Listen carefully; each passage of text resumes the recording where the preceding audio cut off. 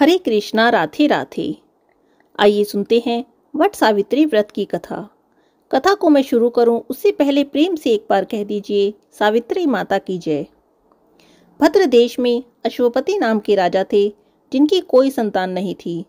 उन्होंने बहुत यज्ञ कराए, खूब हवन आदि कराए, लेकिन उनके संतान न हुई। उन्होंने पंडितों को बुलाया और कहा, मेरे संतान नहीं है, कोई ऐसा उपाय बताओ जिससे कि मेरे संतान हो जाए।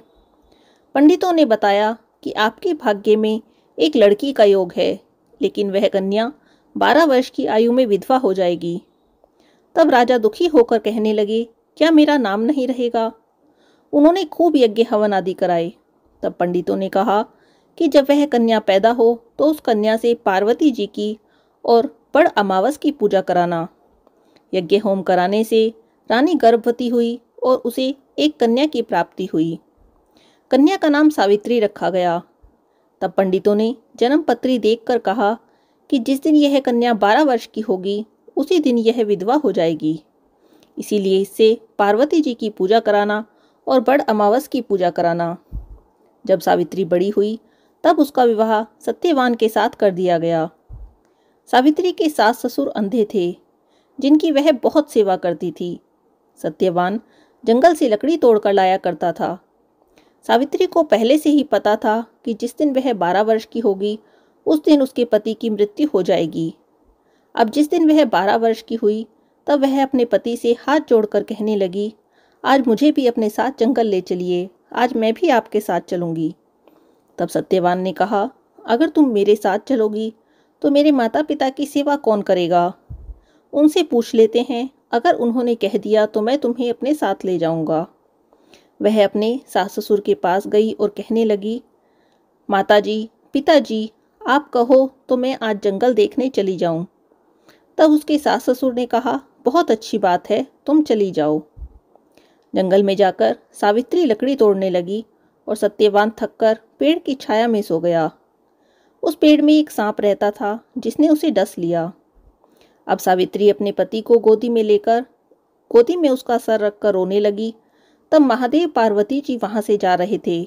उसने उनके पैर पकड़ लिए और वह रोने लगी और कहने लगी, मेरे पति को जिंदा कर दो। वह बोले, आज बड़ अमावस है, अगर तुम बड़ अमावस की विधि पूर्वक श्रद्धा पूर्वक पूजा करो तो तुम्हारा पति जिंदा हो जाएगा। बस फिर क्या था, वह खूब प्रेम से बड़ की पूजा करने लगी। बड़ के पत्तों का उसने गहना बनाया और उस गहने को पहन लिया। उसके पहनते ही वह गहने हीरे मोती के हो गए। इतने में ही धर्मराज वहां आए और उसके पति को ले जाने लगे। उसने उनके भी पैर पकड़ लिए। अब धर्मराज उससे पीछा छुड़वाने के लिए कहने लगे, तुम कुछ भी वरदान मांग लो। तब उसने कहा कि मेरे माता पिता के पुत्र नहीं हैं, उनको एक पुत्र की प्राप्ति हो। तब धर्मराज ने कहा, सत्य वचन, ऐसा ही होगा। फिर वह कहने लगी, मेरे 100 पुत्र हो जाएं। तब धर्मराज ने कहा, ठीक है, तुम्हारे 100 पुत्र होंगे। फिर वह सत्यवान को ले जाने लगे।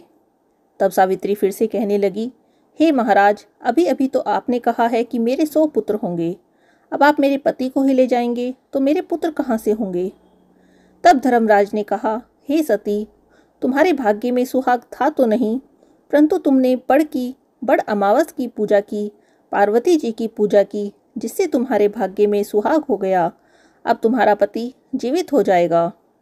सारे में ढिंडोरा पिटवा दिया गया कि कहते सुनते जेठ की अमावस आएगी, तब बड़ की पूजा करना, बड़ के पत्तों का गहना बनाकर पहनना और बायना निकालना। हे महाराज, जैसे बड़ अमावस ने सावित्री को सुहाग दिया उसी प्रकार सबको दियो।